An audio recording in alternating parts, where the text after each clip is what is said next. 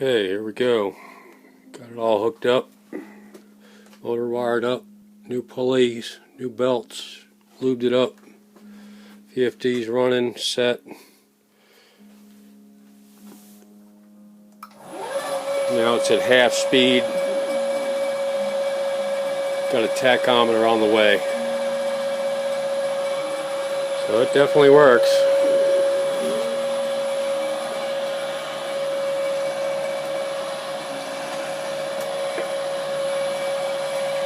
Drill, baby, drill.